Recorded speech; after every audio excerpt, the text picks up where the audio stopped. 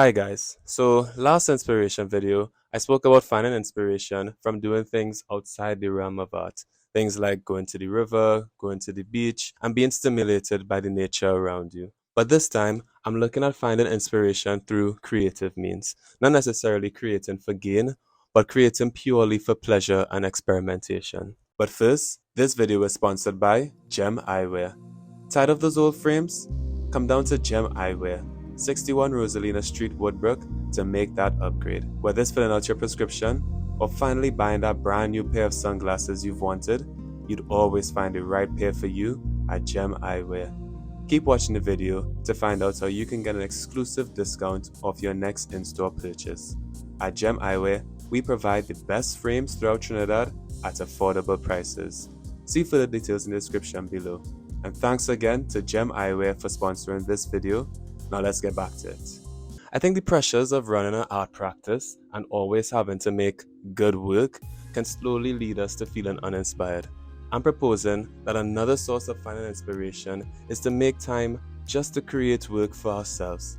To have almost a secret place where we could experiment, make mistakes, and just create work for the fun of it. Here, you're not making work for likes, you're not posting it on social media, you're making work for your eyes only. So what if you started a private sketchbook in which you could feel free to sketch anything and everything you wanted with no limits and no pressure of it being good or bad? It's yours. Your ideas, your passions, your mistakes, your thoughts, it's all yours. Imagine what a comfortable space this could be. You're allowed to experiment at will and no one can judge you. I've been thinking back to many of the conversations I've had with artists recently, and many of them speak of a time when they were creating only because they liked to create. In their early years, maybe like 3 to 7, they were just drawing, painting, and even taking photos for the fun of it. It was just a passion for them. I'm looking to explore this fire again. But when was it lost? Maybe around the time when you realized that you can make money from this creative gift, right? So at this point, you had to start making consistently good work to make sure that people like it, buy it, and continue to endorse you. But what about that 5-year-old in you who just wants to create work because, well, they like to create work? You're not creating for clients, nor for projects, or any sort of financial gain. You're creating because you want to. Back then, you were creating because you wanted to, and not because you had to. And I think both are essential to a healthy art practice. But many times, we focus 100% on the because we have to side of things and forget about the because we want to side. Do you get what I mean?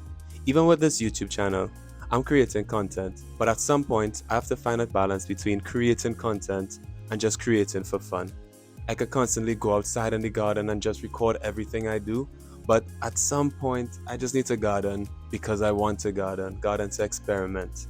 So even with gardening, I didn't ever want it to turn into a business. People would ask me if I was selling plants or ask me if I was willing to produce plants for them, and from the get-go I would say no. I wanted to keep it a kind of personal thing where if I wanted to garden, when I wanted to garden, how I wanted to garden, it was all about my timing. It was a time where I could use to just reflect and think and just garden to experiment. Like, to me, the joy of gardening was the experimentation, was figuring things out, understanding how plants grow, seeing the ecosystems be born. And I didn't want the idea of supply and demand to really change that.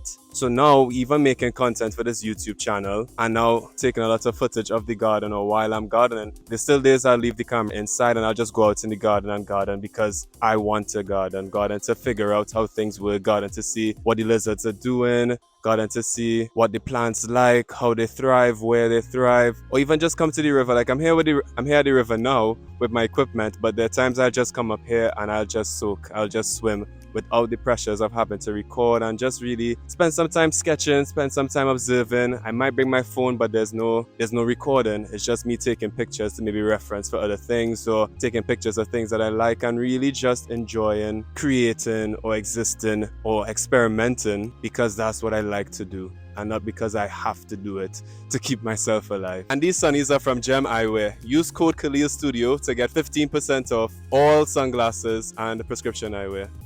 I think this is where we can fall in love with art again, when we're able to find that sweet spot, that balance between creating for gain versus creating for pure pleasure. It's probably not an easy balance to find, especially when you have to make an income, you have to feed your family, you have to make money, right? But I think it's achievable. It's definitely achievable if we put the right steps in place. Something like a private sketchbook, I think, could work wonders. A real safe space for you to just create, or even allotting time for personal creating, whether it be you sculpt, whether it be you paint, but you're making these works purely for your pleasure, purely to experiment and to see what comes out of it. Maybe even experimenting with new mediums, new ideas, to see how it impacts the work that you create in your everyday practice. I mean, this is what a practice is about, right?